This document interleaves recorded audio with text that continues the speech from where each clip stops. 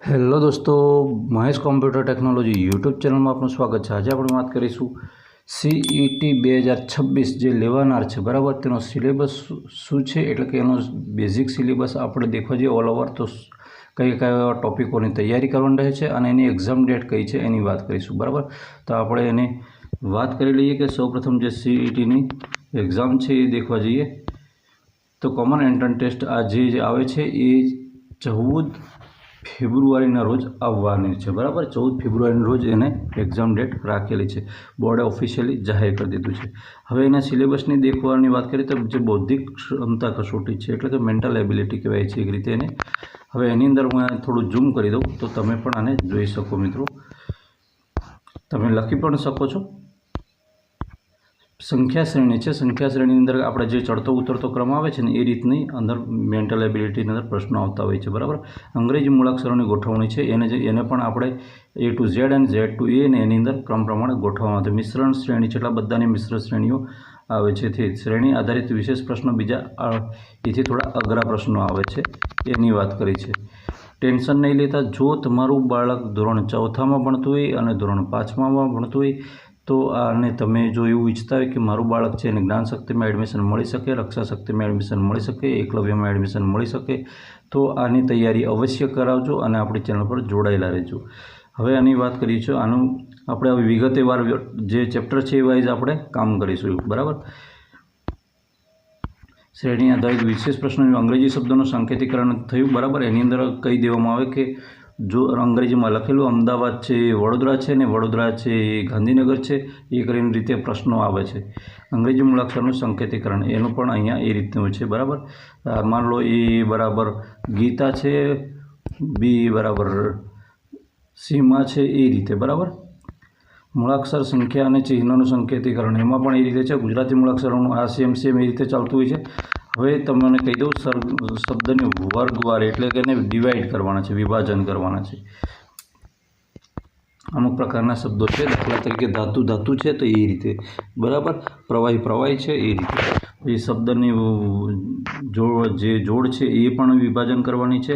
સંખ્યાની વર્ગવારી છે, એટલે કે વર્ગની એ બધી વસ્તુ છે। અલગ પડતા અંગ્રેજી મૂળાક્ષરો અને શબ્દો અલગ પાડવાના છે। અલગ પડતી મિશ્રણ જોડી અલગ પાડવાની છે। ગુજરાતી શબ્દની તાર્કિક ગોઠવણી છે એને પણ આપણે અલગ પાડવાની છે। દાખલા તરીકે જિલ્લો છે તો જિલ્લા પછી એથી નાનો શું આવે તો તાલુકો ને એ રીતે એમ। પછી અંગ્રેજી શબ્દનો જે બને છે, બરાબર, એટલે કે આપણે પેલા નહીં કહેતા ધ્વનિ, બરાબર, એ રીતે છે, બરાબર। ગુજરાતી જે બીજા કેટલાક શબ્દો છે એની વાત કરી છે અને ગુજરાતી શબ્દોની અંદર દેખવા જઈએ તો એની કેટલીક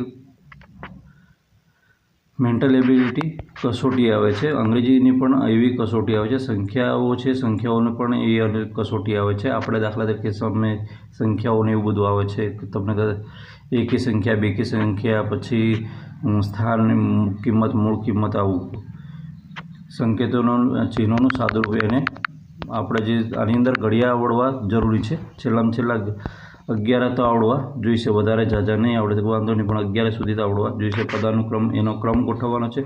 પછી તુલનાત્મક છે, દિશા અને અંતરનો કોયડો છે, આટલાથી આટલા વચ્ચેનું એવી રીતે કઈ દિશામાં ને એનું અંતર, તમે ઉત્તર દિશામાં જાઓ, પૂર્વમાં જાઓ, આ બધું આમ થાય છે ને એ કેલેન્ડરની ગણતરી છે। ફલાણા દિવસે આ હોય તો આ દિવસે કયો લોહીનો સંબંધ છે, આની કાકાની, મામાની, માસીની, ફોઈની આ કોણ લાગે છે, આવું બધું આવે છે એ, બરાબર। પછી ગાણિતિક પ્રશ્નો કેટલાક એવા હોય છે કે એની અંદર દેખવા જઈએ એ પણ છે। આકૃતિઓનું વિશ્લેષણ હોય છે। આકૃતિઓ દાખલા તરીકે આમ બધા ખાના પાડી દીધેલા હોય તો આમાંથી આ કેટલા ચોરસ છે, કેટલા ત્રિકોણ છે, આવું બધું પૂછવામાં આવે છે, બરાબર, એનું વિશ્લેષણ હોય છે। અહીંયા વલણ આકૃતિ કહી દીધી છે, બરાબર, સર્કલની વાત કરેલી છે। બીજી અલગ પડતી આકૃતિ તારવવાની હોય છે। બીજું આવું છે, બીજામાં પછી આમ છે તો આમાં કયું અલગ પડે છે એ વાળું, બરાબર। દર્પણ આકૃતિ એટલે અહીંયા આમ સીધું દેખાય છે તો આ કઈ રીતે દેખાય।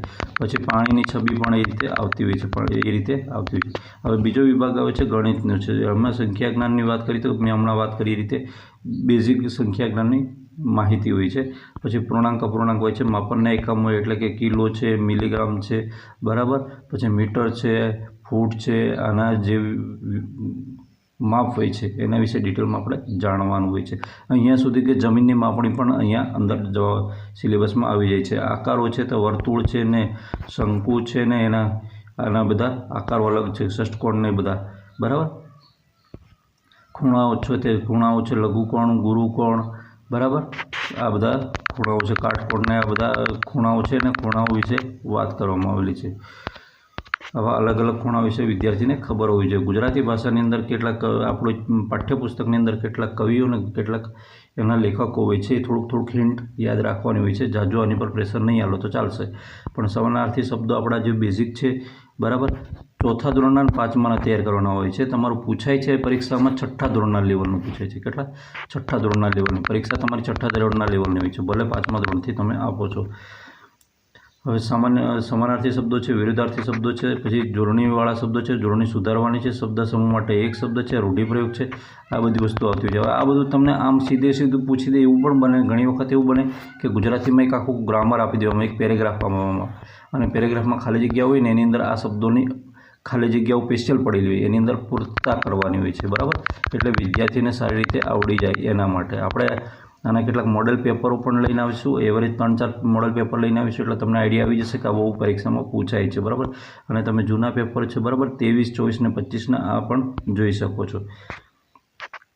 સંજ્ઞા છે, સંજ્ઞાના પ્રકારો છે, બરાબર, વ્યક્તિવાચક ને એ બધા છે, એ પછી સર્વનામ છે, વિરામ ચિહ્નો છે, મોસ્ટ ઇમ્પોર્ટન્ટ વિરામ ચિહ્નો પૂછે છે। હા, આ તમને કહી દઉં, આ સર્વનામ પણ આવી જાય છે। શબ્દ અને તેનો અર્થ છે, કેટલાક શબ્દો આમ દેખાતા હોય છે એવા ખરેખર હોતા નથી। એનો અર્થ કર એટલે શું, તો આપણે જેને હાથ કહીએ એને કર, કમળ એટલે, બરાબર। તળપદા શબ્દો છે કેટલાક, એટલે તળપદા શબ્દો પણ આપણે જે પ્રાદેશિક બોલીની અંદર બોલાતા હોય છે એવા શબ્દો, બરાબર। પછી શબ્દકોશ પ્રમાણે શબ્દો છે એને ચડતા ઉતરતા ક્રમમાં ગોઠવવાના હોય છે। પછી મને ઓળખો છે તો મને ઓળખો, આ બધા આ કોણ બોલો છે, આ બધા એ જ પ્રશ્નો છે। મને ઓળખોની અંદર દેખવા જઈએ તો દાખલા તરીકે હું એક માછલી છું જે ઈંડા મૂકતી નથી પણ બચ્ચાને જન્મ આપું છું, બોલો હું કોણ છું, વગેરે વગેરે, બરાબર। તો આપણે જેને વહેલ તરીકે ઓળખીએ, એટલે આવું બધું હોય છે, બરાબર। આ બધી પાઠ્યપુસ્તક આધારિત કેટલાક થોડાક હિન્ટ હોય છે, આની પાછળ નહીં પડો તો ચાલશે, કેમ કે અત્યારે આ જે ભલે તમારા સિલેબસમાં હોય પણ અત્યારનું લેટેસ્ટ પેપર છે ને એ આ પ્રકારનું ચાલી જાય છે, બરાબર। એની અંદર આની પર પ્રેશર એ લોકો નથી મૂકતા, બરાબર। એટલે કે તમારો જે સિલેબસ આપણે ટેક્સ્ટ છે, ટેક્સ્ટના કન્ટેન્ટ પર નથી મૂકતા, ગ્રામર ઉપર વધારે ભાર મૂકે છે આ લોકો। હવે એના પછી અંગ્રેજી વિભાગ આવ્યો। અંગ્રેજી વિભાગમાં નંબર છે, એટલે એને તમને નંબર છે, સંખ્યા જ્ઞાન છે, તમને કેટલાથી આવડવો જોઈએ? 1 થી 100 સુધી અંગ્રેજીમાં લખતા આવડવો જોઈએ। હા, એ યાદ રાખજો, 1 થી 100 સુધી અંગ્રેજીમાં લખતા આવડવો જોઈએ, કેમ કે અંગ્રેજીમાં સ્પેલિંગ લખેલા હોય છે, બરાબર। અંગ્રેજી શબ્દ ભંડોળ છે, કેટલુંક બેઝિક શબ્દ ભંડોળ છે આપણને ખબર હોવું જોઈએ। આર્ટિકલ્સ છે, પછી બહુવચન ને આ બધું છે, બરાબર। પછી હર, ધેટ, ધેર, આ બધું, પછી પોસ્ટ ઓફિસ છે, આપણે એસ ક્યાં લગાડવો ને આવું બધું છે, બરાબર। પછી પ્રોનાઉન્સિએશન છે એ બધું છે, આ બધું આપણે યાદ કરવાનું રહેશે। આપણે બેઝિકલી તમે આર્ટિકલ એટલે યાદ કરી દેશો, પછી બહુવચન યાદ કરી દેશો, પછી પ્રિપોઝિશન્સ યાદ કરી દેશો, એન્ડ કન્જક્શન યાદ કરવાના રહેશે। કન્જક્શન એટલે સંયોજક, કઈ ગયા આયા, આ સંયોજક યાદ કરી દેશો ને WH ક્વેશ્ચન વાળો ક્યારે ક્યાં ઉમેરાય છે, અને ઘણી વખત WH વાળા ક્વેશ્ચન એનો સીધો અર્થ પણ પૂછી લે છે, બરાબર। વોટ એટલે શું થાય, વેર એટલે ક્યાં થાય, તો એનો આપણે સાચો જવાબ દેવાનો રહે છે, બરાબર। પછી વિરોધાર્થી શબ્દો હોય છે, બેઝિક વિરોધાર્થી મૂકે છે। રેધમ વર્તા એટલે કે જે એક ને એક ઉચ્ચારણવાળો બીજો શબ્દ હોય, બરાબર, એવો વર્ડ હોય છે, એ ત્યાં મૂકતા હોય છે અને એને પૂછતા હોય છે। એના પછી નેક્સ્ટ દેખવા જઈએ, હિન્દીમાં પણ ગિનતી છે એ 1 to 100 સુધીની આવડતી હોવી જોઈએ। સમાનાર્થી શબ્દો કેટલાક બેઝિક અંદર હોય છે। શબ્દ સમૂહ કે લીએ એક શબ્દ, વિરુદ્ધાર્થી શબ્દ, મુહાવરે, સંકેત, જેને સિમ્બોલ આપણે સંકેતને એ કહીએ છીએ, પેલા વિરામ ચિહ્નોને એ બધું કહીએ છીએ ને।